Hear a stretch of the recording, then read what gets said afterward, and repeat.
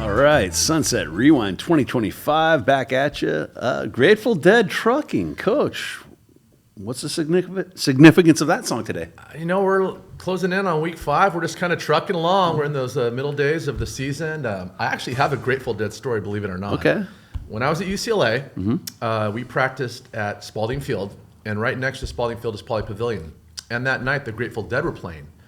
And surrounding our practice field, you got Poly Pavilion, and then in 2 other sides, you got the parking structures. Okay. And one of our practices was that day, and there were a lot of Grateful Dead fans, or Deadheads as they call them, tailgating. Now, the tailgate of a Grateful Dead concert is a little different than a football one. Right. There's a very distinct smell in the air. And for about 2.5 hours, we had to endure that. And we were also conditioning that day. I think we were doing gassers. Oh, my goodness. And it was a very long, interesting practice. But yeah, I got to experience a Grateful Dead tailgate without actually directly being involved. Would you say it's a long, strange trip? I just remember being really hungry after practice for some reason. I can never figure out why. But yes, it was a long, strange practice anyway. Well, anyways, before we get into it, here's a quick word from our sponsor. This podcast is being brought to you by Grace Blue Interior Design, headquartered in Newport Beach and servicing up the coast. High-end residential that wants to design outside the box. All right, Coach. 2025 Sunset Rewind, some great games this week. Who you want to start off with? Let's start with the first game, Thursday night action. A game Taryn was at. He was calling it on TAR TV. The Sailors, another quality opponent at home, desperately trying to get a win. They would, however, find themselves down early 7-0, but the defense would make the first big play of the game. Cruz Marcella is actually going to intercept the flip pass, take it 50 yards the opposite direction.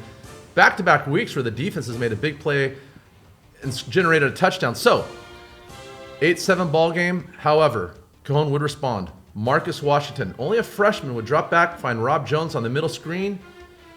He'd follow his blocks downfield and then take it into the end zone. They would go for 2 again, not get it, so Harbor would find themselves down 14-7.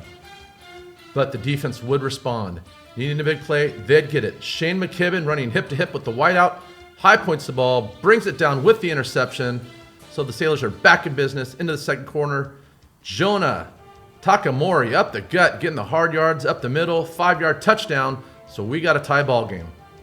More Harbor. This time, Jake Muir is going to roll out. He's going to find Ryan Palmer in the very corner of the end zone. He's going to tiptoe right over that line. As long as you break the barrier, that is a touchdown. So Harbor would actually take the lead, 21-7. Cajon will respond right away with an 80-yard touchdown, and then disaster right before the half.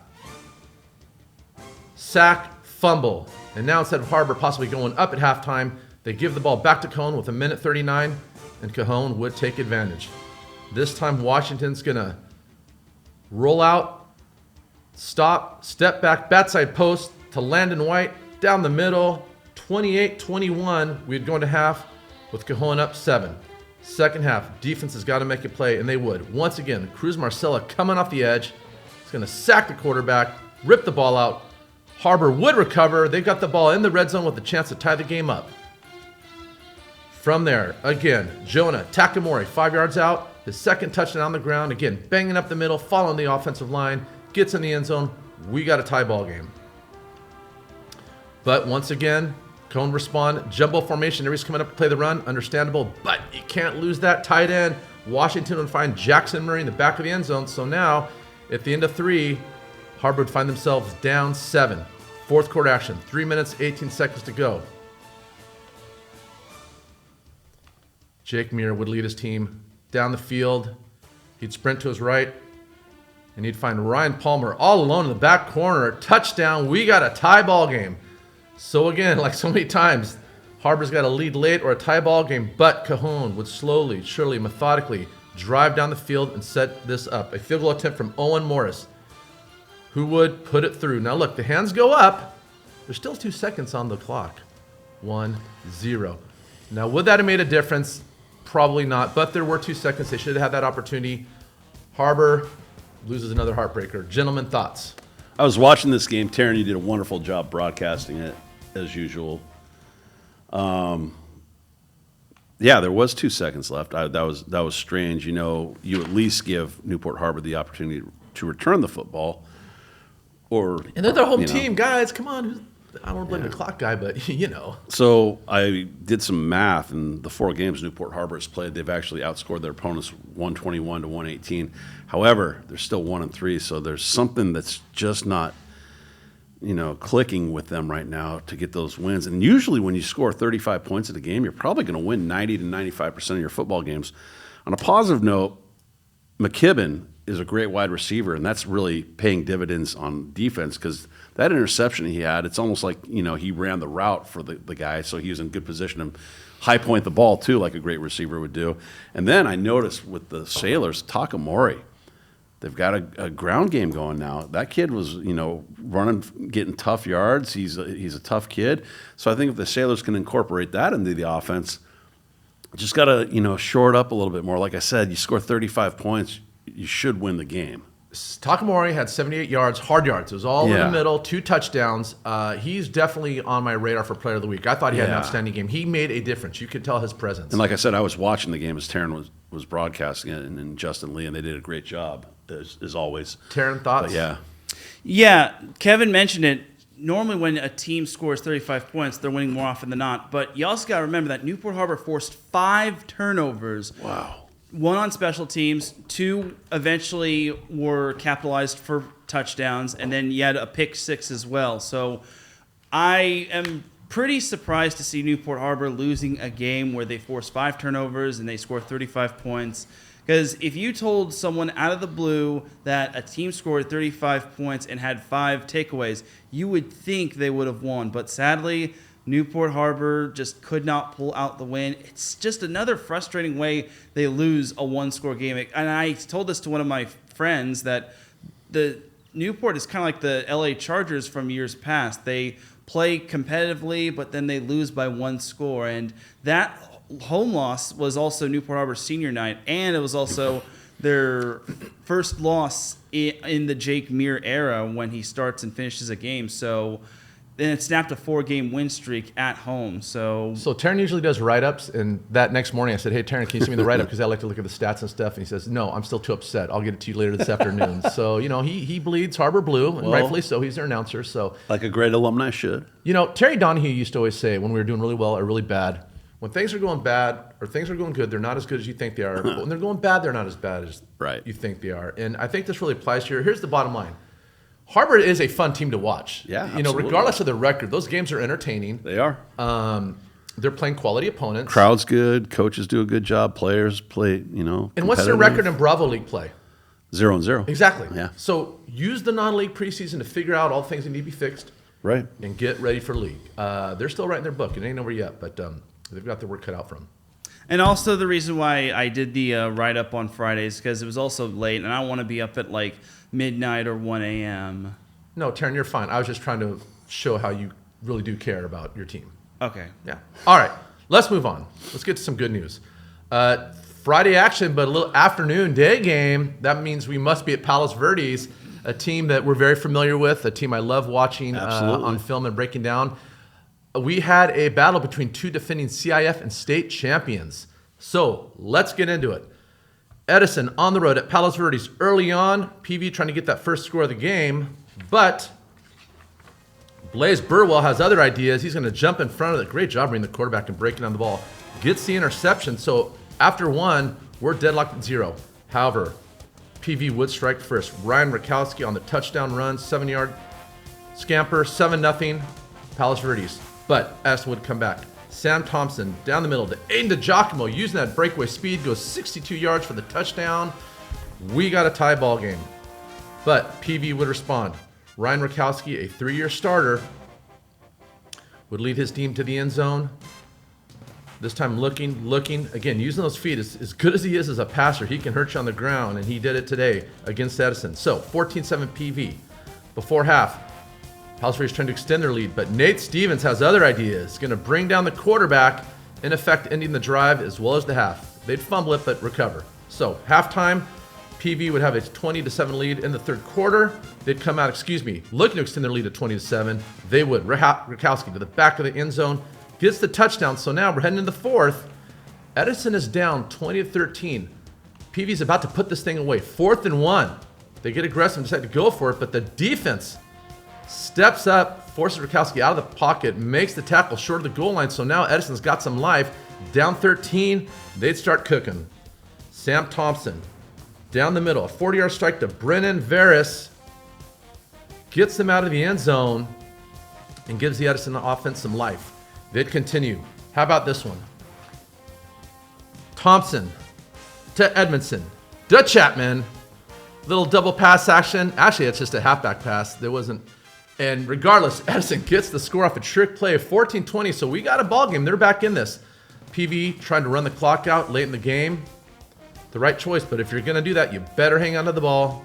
And they don't. Edison forces a fumble, recovers it. So now they're on the 35-yard line.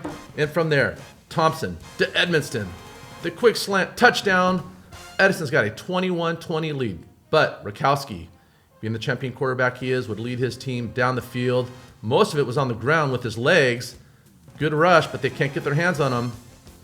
So he's going to take the ball all the way down to field goal range. They're going to have it on about the 15-yard line for the win. It's blocked. Blaze Burwell. They take out the kicker, but that's okay. They block the ball. At this point, just take a knee. He would go down. Edison pulls off a 13-point fourth quarter comeback. Gets the W on the road against an outstanding Palos Verdes team. Always with these guys. Great games. Congratulations to Edison on getting a huge win. Wow, snatching victory from the jaws of defeat. There is no such thing as Friday night lights in Palos Verdes. City ordinance, they play all their games in the afternoon. But if you've never been to a PV game, it's a wonderful atmosphere. And they kind of got like almost like the thing they have at Cal, where you have people on a hill outside the stadium watching the game. It's awesome. Wow, Edison. The comeback was simply amazing. I mean, that's just, you talk about character wins and team building wins. Like, hey, probably should have lost that game, but that's why you play 4 quarters. That's why you play every minute, every second, every down. Edison just hangs around. It's like a boxing match. Like, okay, you know, we're battered a little bit, but we're still here. We're still here, and we keep throwing punches. And lo and behold, they get the victory. Palos Verdes, Ryan Rakowski is a gifted quarterback. Very talented, but, man, Sam Thompson gets the job done. Look, they found a way to win, and they've got different players making plays at different times, whether it be on special teams, defense, the offense. They all just kind of make plays, and they've got a lot of playmakers. So, that's a very powerful combination. So shout out to them. Go ahead, Taryn. Yeah, this was an amazing fourth quarter comeback. I was very impressed by Edison. You got to give some credit to Palos Verdes. They were very impressive, in my opinion. I thought they were really setting the tone, especially in that third quarter. And this was a tough game to predict. I mean, Edison, last time they went to Palos Verdes, they lost, but that was the only one time that Edison has lost to Palos Verdes. And Ryan Rakowski is a fantastic quarterback. Palos Verdes is well coached.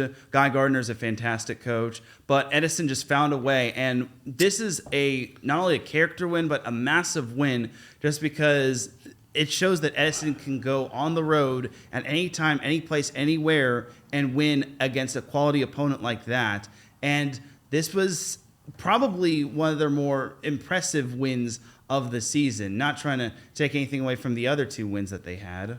The one thing that surprised me, when they were up 13 in the 4th and 1, they had a chip shot field goal, which would have put them up 16, which would have mean Edison would have had to score 2 touchdowns and get 2 2-point conversions to tie it. I don't mind the aggressive play calling. I get it, because even if they stop you, you're on the one going out. But that was a chance for PV to put them away.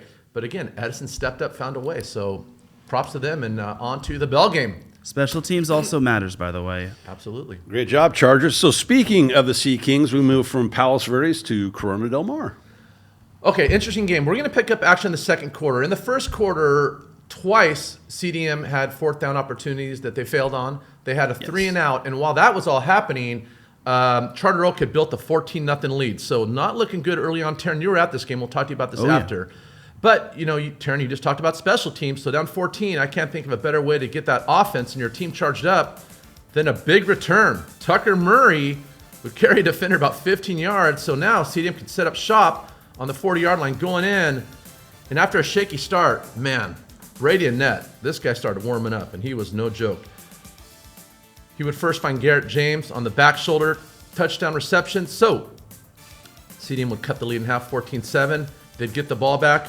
More on that. This time he'd find his other outstanding receiver, J.J. Haley, just puts a dime right into the breadbasket. So just like that, after struggling, we got a tie ball game. But CDM wasn't done. Nanette wasn't either.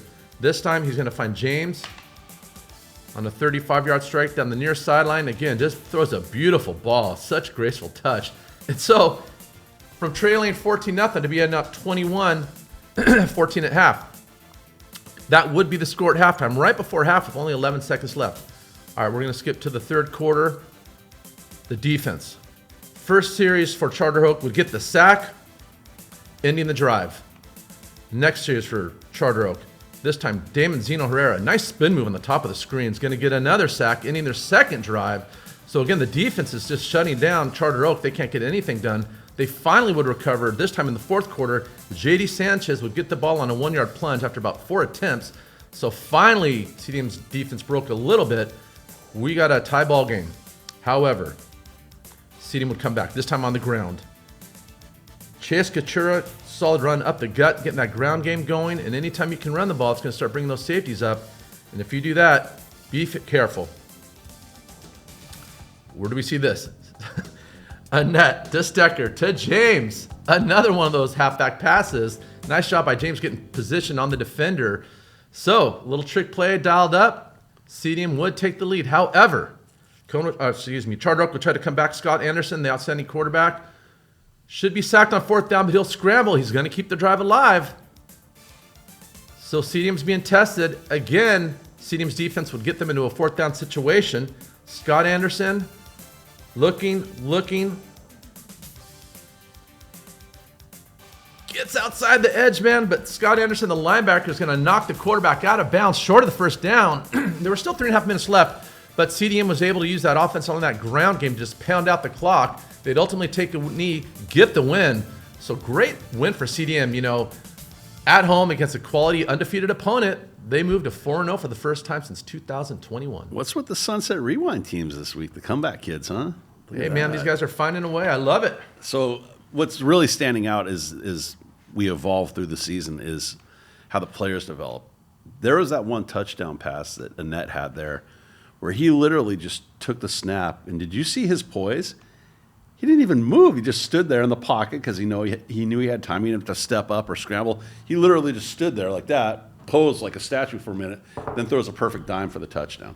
He looks so calm in that pocket, like he has complete control. The offensive line does a great job of giving him time, but even when it breaks down, he does a really good job of pocket presence. So he'll either roll out and buy more time, or he'll take off and go. And he can judge, when should I just sit back and buy more time, or when should I, carry the ball. So in control of that offense, very comfortable with what he's doing. You can tell he's a returning starter. And additionally, we know how great Dorsett Stecker is. That's well documented. We know he's a great football player, and he can throw touchdown passes. But how about the addition of J.J. Haley, another weapon for Annette to throw to?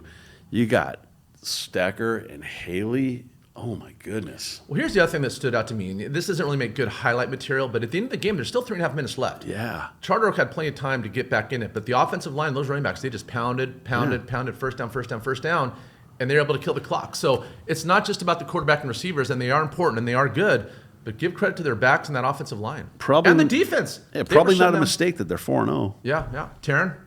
Yeah, first and foremost, thank you to Michael Huntley for getting me these stats. Second and foremost, Corona Del Mar has been here before. I interviewed Kevin Heddick. He said, we've been here before. We've been down early on. We've been down 2 scores to start the game, but they responded well. And Brady Annette could have easily folded after that pick 6, but he went back to work. His boys had his back. And you mentioned it best. J.J. Haley is another addition to watch for in that receiver core. So I thought it was a great win for Corona Del Mar. I thought they really read Charter Oak well in terms of their run game. They predicted them well, and they just shut it down when it needed to. So I thought it was a great win for the Sea Kings. And they're 4-0 for the first time, like you said, since 2021, and that was a significant year because that's when Sunset Rewind started. Nice. And this confirms they're legit. Green Mountain didn't tell me anything. Rancho Verde didn't tell me anything. Santa Barbara, I'll give them credit. That was on the road against a solid team. But now when they beat Charter Oak like this, they're 4-0. It confirms that they are the real deal. They get a bye before Tribuco Hills, which is kind of an interesting team. You talk about Jekyll and Hyde, so I'll be curious to see how that. Well, we'll talk about more of that on the Fan Zone. But Taryn, you actually got some interviews with Coach Heddick and Garrett James. So if you go to our TikTok or our Instagram account, you can find those interviews. Is that who you got, Taryn? If I'm not Yeah. Okay. All right. I need to get check those it out. posted ASAP. Yes, it's getting late. On to Huntington Beach. All right, the Oilers. This was the game I was actually at this week.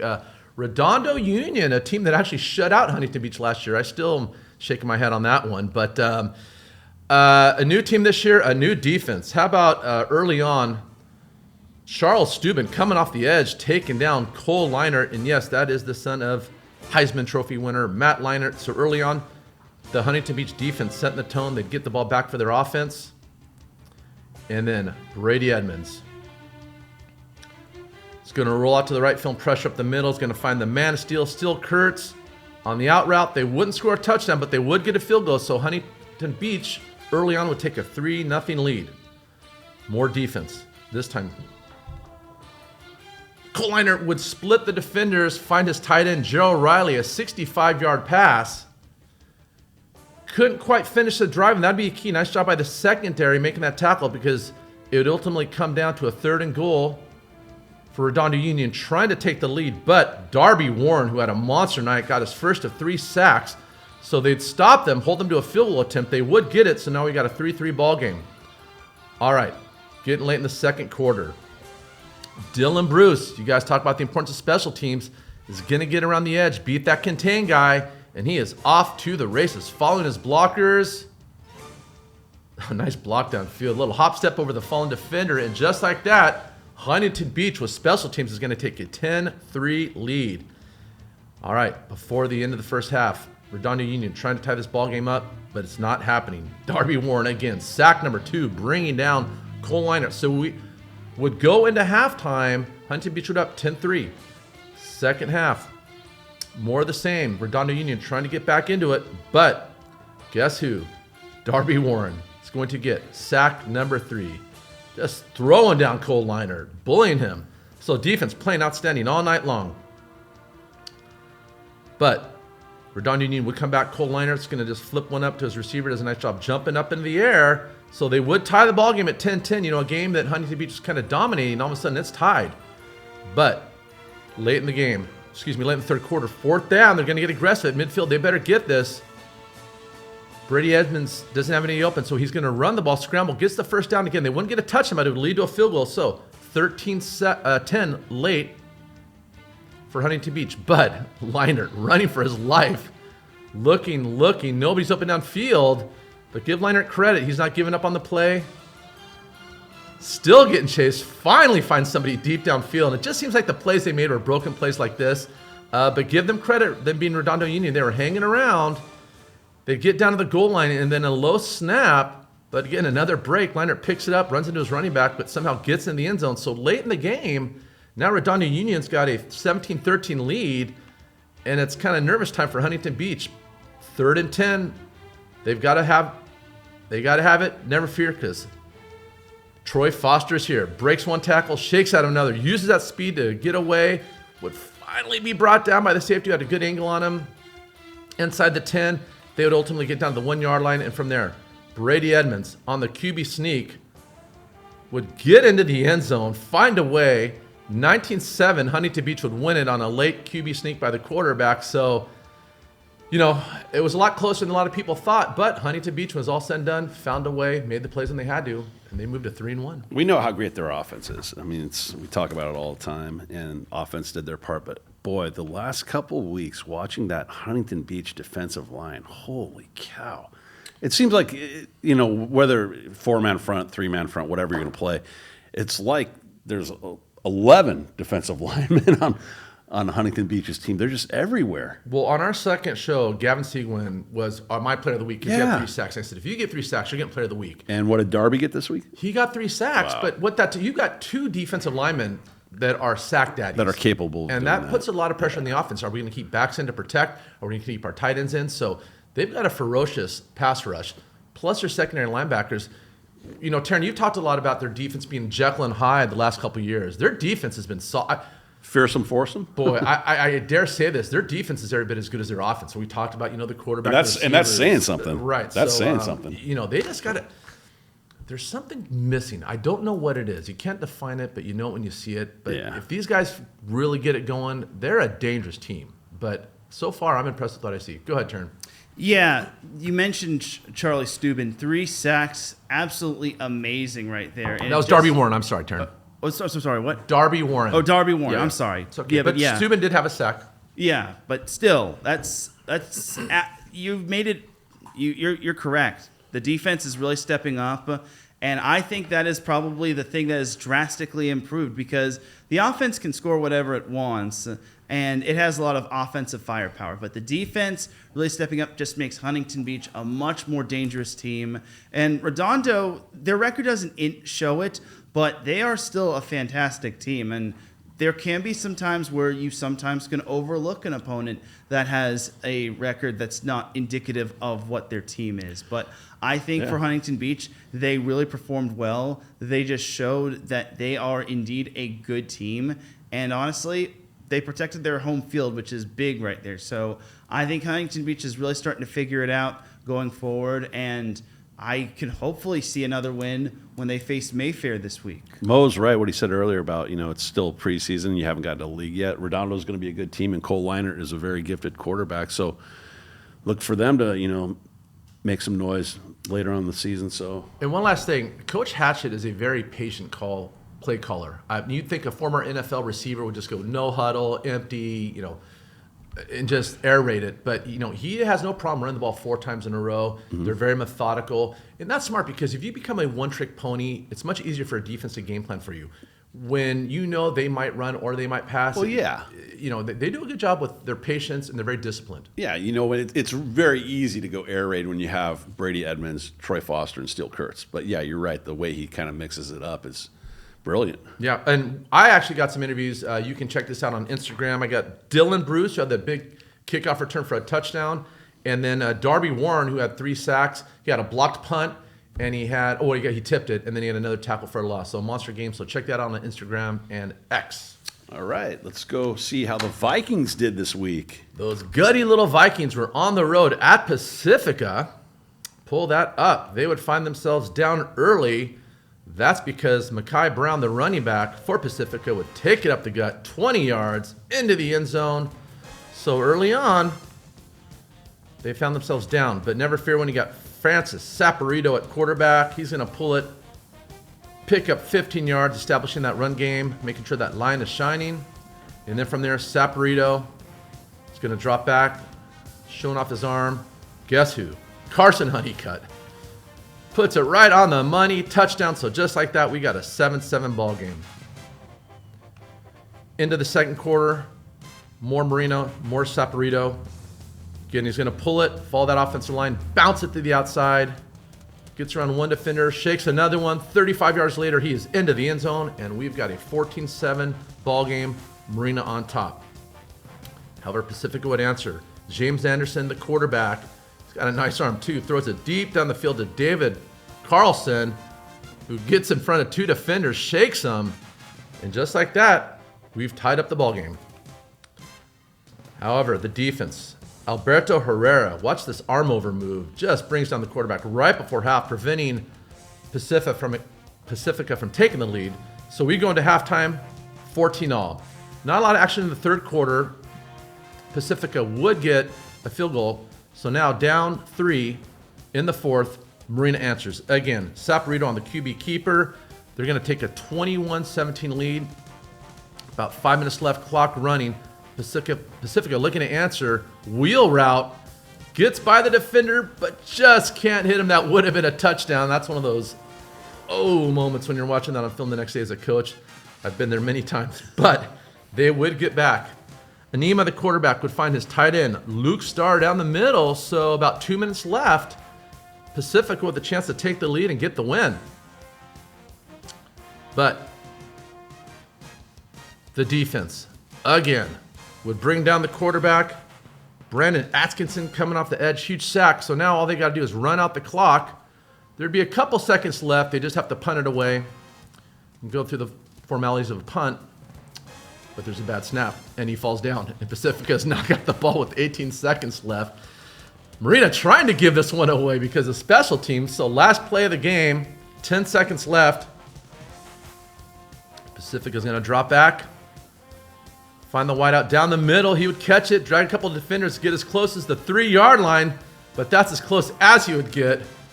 Marina hangs on after trying to give it away to Pacifica and wins the game 21-17. So, hey, man, however it takes to get it done. But, man, you don't have to make it that hard on yourselves. Was there something in the air that night or helium in the football? That Pacifica quarterback throws a great ball, but I swear that ball was in the air for like 10 seconds. That long pass he threw, that was like unbelievable. Well, it's starting to get a little cold out. It gets a little misty. The air gets a little heavier. Maybe that had something to do with it.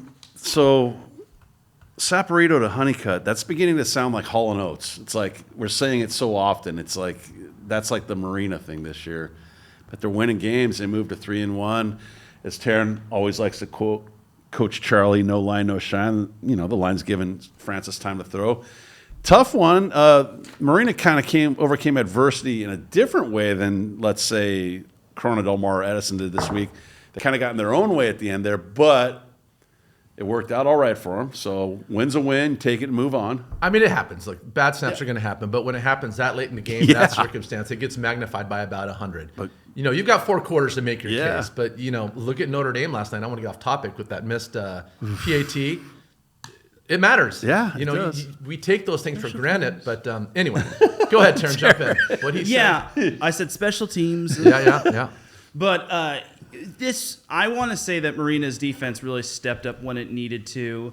And again, you just got to be a little bit more careful in terms of things like that. But it's a 4-quarter game. You're on the road. It's going to get tough. But winning on the road is so big, so crucial. And Marina being 3-1, I was a little skeptical when it came to this game. I knew it was going to be a close one. It was going to be an ugly one, but I was really impressed with how Marina responded in the 4th quarter. I think that's what great teams do. They don't always be great all the time. They are great when they need to be, and Marina was great when they needed to be in that 4th quarter, and they're now 3-1. So I think for Marina, it's a little bit on the up and up. They just got to be a little bit more careful, got to clean a few things up, and this could be a very dangerous team going into Lambda League play.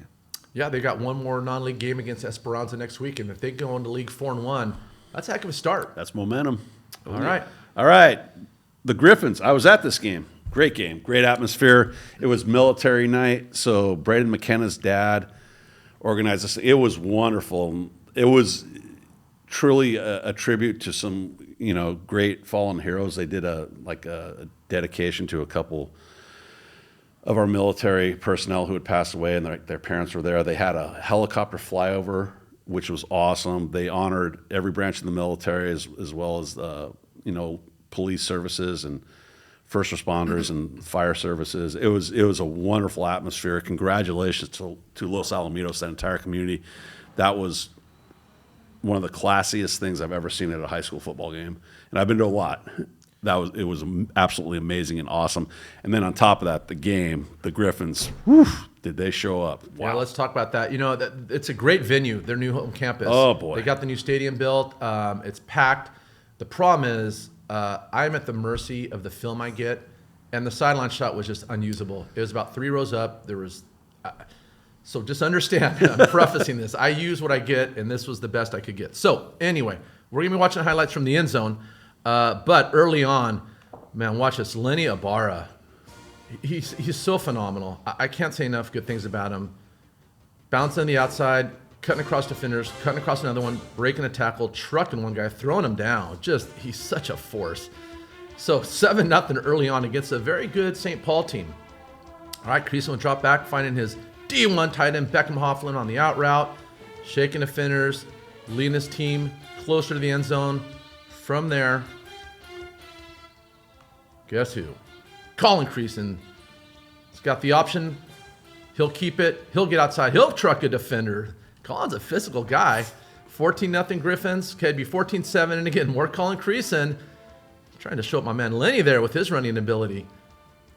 Would get his team closer to the end zone. Then from there, More Ibarra, 20 yards out, would give the Griffins a 21-7 lead.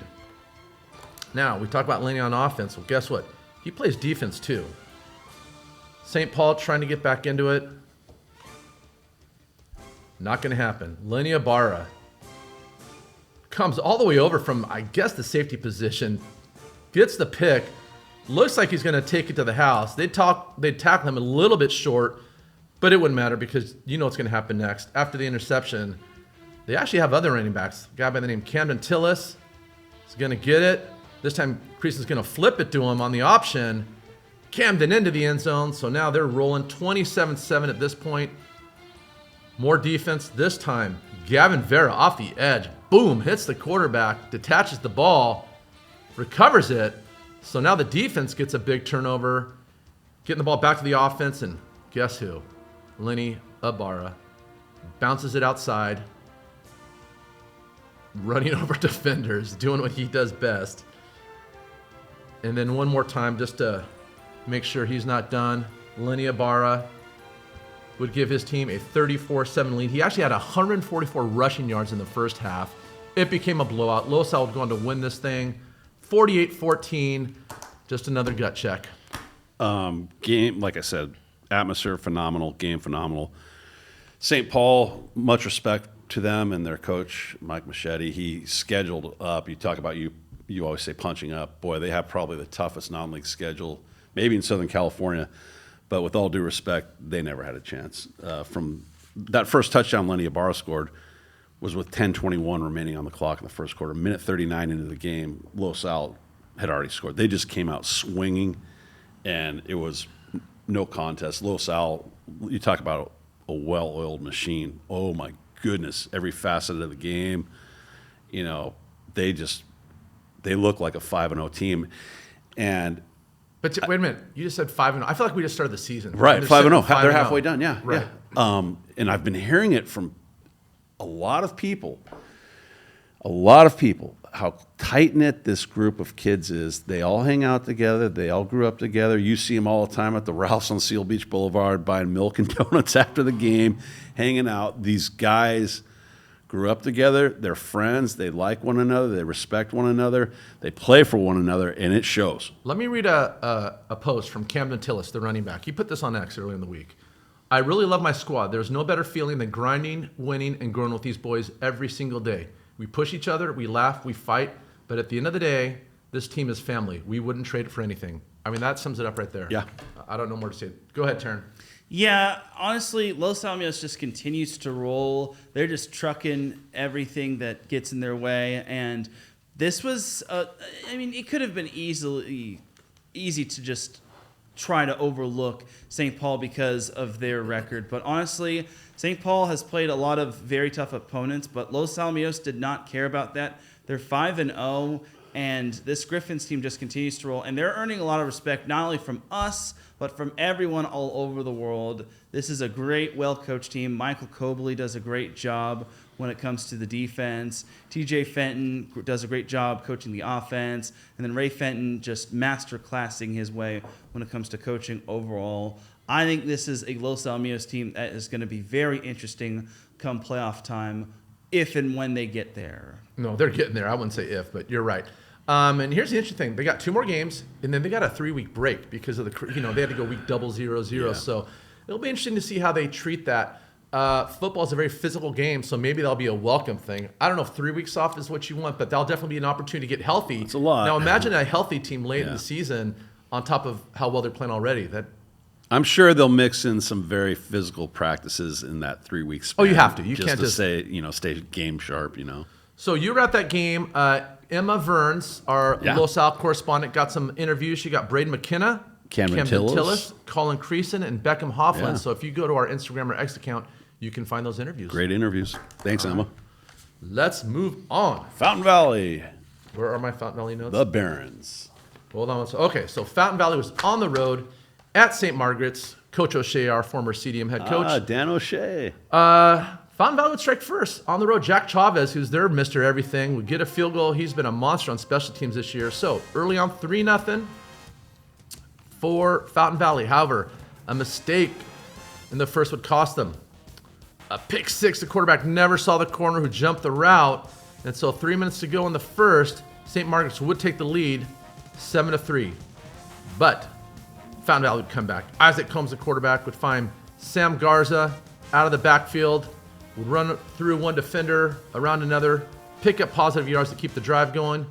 So Fountain Valley's got some stuff going on early on. And then Sam Garza up the middle, wouldn't quite get in. They'd bring him down, recover a fumble. They'd ultimately score on a QB sneak. Wouldn't get the PAT, but they'd be up 9-7 in the second. However, St. Margaret's would respond. The quarterback would do his own keeper, get in the end zone, so they'd take a 14-9 lead going into half. Still anybody's ball game. Third quarter. Multiple defenders for Fountain Valley would close in on the quarterback, get the sack, third down, so they get the ball back to their offense. Couldn't do anything with it, but the defense would step up again. Now, I want you to watch this play. He would punt it. You got to get away from the ball. This guy does, but the other guy trailing, I guess it barely hits his ankle. They would rule it touched him, and so now St. Margaret's would have a chance to really put the stamp on this. But the defense, again, Bashir Munir would intercept it. The defensive line would get a pick, so they prevented disaster there. And they'd ultimately have to give up a field goal attempt from St. Margaret's. So they get the field goal, extend their lead to 17-9, but it's an 8-point ball game. Certainly Fountain Valley is in this ball game. However, start of the fourth quarter, St. Margaret's would look to put it away. Another touchdown pass from the quarterback, back of the end zone, gets by the defender. They'd go up 24-9 and were pretty much in control at that point. Fountain Valley would make one last effort. Isaac Combs would find Dylan Raymond on the little double move. He'd get all the way down to about the 7-yard line, but that's as close as they would get. They would not score. St. Mark's would go on to win 24-9. Another, gutty effort, but they just couldn't get it done. Fountain Valley, yeah, they're close. You can tell they're making progress. St. Margaret's a great team, well coached by Dan O'Shea. He's got a good thing going down there in San Juan Capistrano. Really impressed with Garza, though. Garza, Mr. Everything. It's going to click for the Barons. It's going to click. They just got to keep working and making progress like they're doing. I like their defense a lot. I think their special teams has shown they've made big plays. Sometimes they also make mistakes on special teams if they can clean that up. And I think their offense just has to get a little bit more of an identity. They play hard. They're playing against quality opponents. Yeah. And here's the interesting thing. Next week, Bell game. What an opportunity. Now, they're going to go in that game as a heavy underdog. Ooh. Understandably. But can you imagine? If they win the Bell that game, erases everything. Oh, my gosh. Taryn, go ahead. Yeah, I'm just going to say, even though Fountain Valley lost, they are progressing really well. St. Margaret's is a very good team, well-coached team. I just think that Fountain Valley just needs to get their offense going. If they can do that, then I think that they could really compete in the Foxtrot League. I really think that they're making a lot of progress. And against a team like St. Margaret's, they were in that game for the most part until the fourth quarter happened. But even in the fourth quarter, they were still very well alive in that game. They still had a chance. They didn't give up, because normally when you're down 2 scores on the road, you're probably just throwing in the towel and saying, all right, we could just look forward to next week. But the Barons are gritty. They're scrappy. They just need to get something going with their offense, and they just need to match their opponent tit for tat. And look, non-league is important. You want to win those games, but failing that, you want to improve, get an identity, and get better. They're going to get into league play, where those are all winnable games. So figure out the things that need to be figured out now. Kind of like how Newport's trying to figure out their situation. And then when the league starts, everybody's 0-0. And a real special shout out real quick to Jill Elroy. She keeps sending me those updates. They're very detailed. Thanks, so Jill. I'm able to follow the game because of her text. So thank you. Okay, before we go, here's a word from our sponsor. All right, then, if you're interested in advertising, please go to sunsetrewind.com and just click contact, and we'll get a hold of you, and we'll talk to you, and you can have some advertising opportunities on our show, just like our sponsor. Anyway, another week of games in the books. Like you said, 5-0 Los Al. So they've played 5 games, and mostly everybody else has played 4. We're already 40 to 50% through the season. 50% if you're, not they're going to the playoffs, but you know what I mean. The regular season, that is. It's going by so fast, but the games are so fun, and it's like, it's not like I want the week to go by fast, but man, these games are so good. It's like it's really fun looking forward to Thursday and Friday nights. You know, all the games that we've covered so far, there hasn't been one blowout loss. No. We've only had a couple losses from our teams, Yeah. and they've all been competitive. So, I mean, as a whole, it's very exciting to watch these Yeah. teams. I'm very impressed with the way they're playing, regardless of their records. So we got some good games coming up this week. We'll talk about it more in the Fan Zone. As always, thank you to Taryn Rodriguez, the best reporter in the business, our wonderful director and producer, James Krupe. Coach Patios, the best at breaking down game film in the business that there is. Thank you. Thanks to all of you for tuning in. We appreciate the support. Hold on, Kevin. Yeah. Oh, what did we miss? Sorry, Taryn. What did we miss? You almost missed that. Yeah. How can you miss that? How could I? Come on, Kevin. All right. Well, And I had it written down here. for Newport Cajon, Cajon actually went up 8-0, not 7-0, because they did get the 2-pointer. And Newport was up 21-14, not 21-7. That would have been ideal if they were up 21-7. Indeed. For Edison PV, they were up. Palos Verdes was up 20-7, not 20-13, going into the fourth. And Edison had a 14-point fourth quarter, not a 13-point fourth quarter. And that is pretty much that. Terrence got that beautiful mathematical mind. Thank you, Taryn. So Even once though again, I was never big on math. thanks for joining us. We appreciate it. Be kind to one another. Have a great week. Take care, and God bless.